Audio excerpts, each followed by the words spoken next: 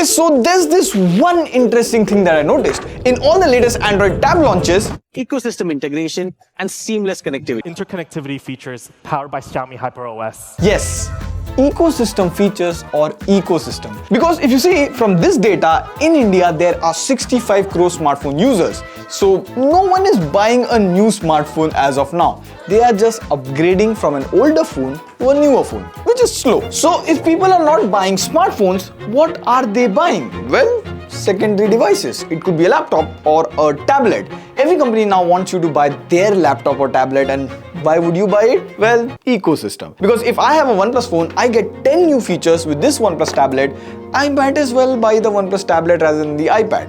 But are these Android tablets that good? Do we really need ecosystems like Apple? These are some of the thoughts I had while I was using the OnePlus Pad 2. Like on day one when I unboxed this thing, the tablet felt big, like really big. Now you do get this 67 watt charger, a Type A to Type C cable. There is also this smart keyboard and the stylus. We'll get to all of this in just a moment. And before we understand how ecosystem are the next big thing in Android, let's get to this tablet first. Like for a 40,000 tablet, I really like the build here because despite having a metallic body, 9510 mAh battery and 12.1 inch LCD display, this Pad 2 feels light, although it does weigh in like 590 grams, but it is slim and it is easy to slip it into the bag and carry around, and using such a big tablet for long hours was also not much of an issue here. I can explain better. See here, if I press the iPad on the cardboard, it leaves a sharp mark, whereas the OnePlus doesn't due to the rounded corners. So this is something that you will feel on your hands when you hold the tablet for longer hours. Another thing that I liked here was the display, and display is the most important thing in a tablet because most of the people get the tablet for content watching. Now the OnePlus Pad 2 has an LCD display, and you might be thinking, Pratik, 40,000 for an LCD display? Well, see, the thing here is tablets with AMOLED or OLED display minimum starts from 65 to 70,000. And if you see this display side by side with an iPad Pro in a bright lit environment, there's not much of a difference. Now, two things that I noticed here is the OnePlus website says it supports Dolby Vision, but I couldn't find Dolby Vision in Netflix. It should have been there. And second, the display is 144Hz, but most of the time it runs at 120Hz. And few apps like Chrome, calculator, etc. work at 144Hz. Like, why would you do calculations at 144Hz? Also, this big of a tablet, but there is no headphone jack. Like, come on.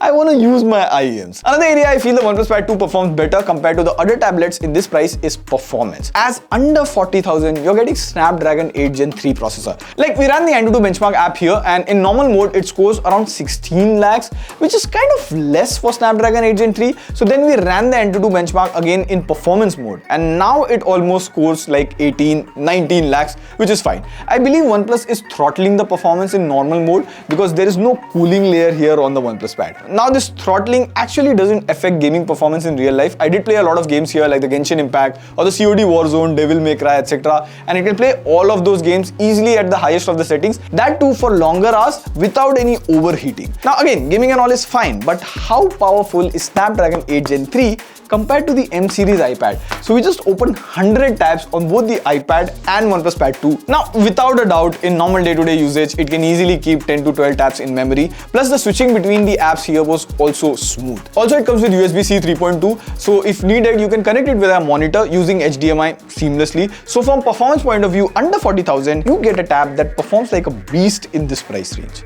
Now here lies the most interesting thing of this OnePlus Pad 2 software. Now it comes with the latest Android 14 out of the box, running on the latest Oxygen OS 14.1. Unlike there's some smartphone, there are no ads in the global search or bloatwares pre-installed.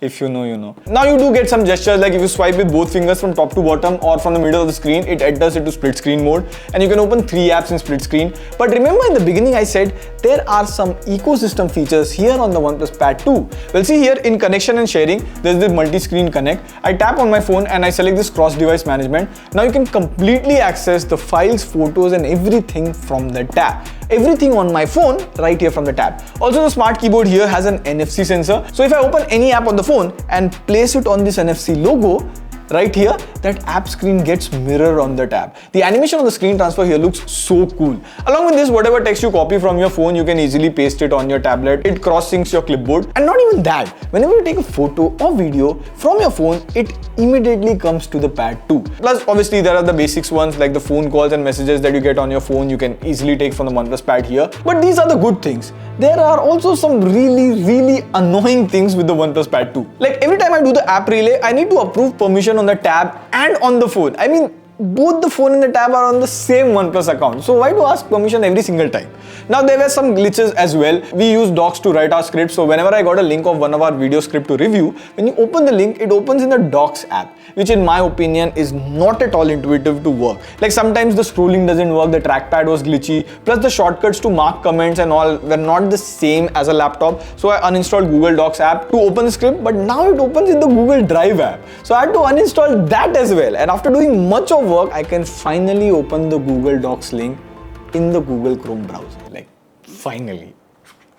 I understand, this glitch is not because of the OnePlus Pad 2. This is more of the Android for tablets is not optimized well, which causes these issues. And now leave all of that glitches. All these ecosystem features that I told you, they only work if you have a OnePlus phone. Now, before we get to the conclusion, you get these accessories with the OnePlus Pad 2. There's this smart keyboard which costs 8,500, and there's also this OnePlus Stylo 2 which costs 5,500. The stylus here attaches magnetically and also charges magnetically as well. While taking notes or sketching, it vibrates in such a way as if you're scribbling on a paper. So for writing notes and all of that, it does a good job, and the vibration on the stylus only works with OnePlus Notes. Although when it comes to sketching and all of that, the palm rejection here is very average. Like a lot of times while sketching, every once in a while, I'll accidentally touch the pencil or the pen option with my palm and then pen would change. Weird. The experience is not that good. I still feel if it's sketching or graphic related stuff, you should buy an iPad. The Apple Pencil is far better and much more supported in third-party apps. Now coming to the smart keyboard here, the magnetic attachment is quite strong. Like the typing experience was pretty good. I wrote quite a bit of video scripts on this pad too. One small problem I feel OnePlus could have done better is, see when I use the tablet on a desk or a flat surface, the kickstand on the folio case gives good support, it is great. But if I want to keep it on my lap, there is no way to support it, and in those cases it just fails. Whereas if you see the iPad folio case, it does much better when you want to type on your lap. See, the thing is with iPad you get third-party accessories which are even better than Apple plus cheaper. But when you come to this territory, there's no third-party app support. Third-party accessory support. What OnePlus builds is the only thing that you can buy, and most probably there will not be much of them in the near future. So what's the conclusion here? Are ecosystems the next big thing in Android? See, I would say yes, because as we said in the intro, we people have bought enough phones. Company have realized this and now wants to sell more products to us consumers other than smartphones. So suddenly you see every smartphone company launching tablets or laptop, and they're using these ecosystem features to make you buy more product, which again is not bad. But limiting features to a particular brand is opposite to what Android really stood for. Openness. And as for the OnePlus Pad 2, it is a good option under 40,000, but if you want something for graphic or artwork, I would still suggest the iPad Air or iPad Pro is still worth the money. Save for it. Let us know, will you buy a secondary device of the company whose smartphone you are using? Thought for the day. On that note, this is signing off. See you in the next video. Pew pew pew, or night, depends when you're watching.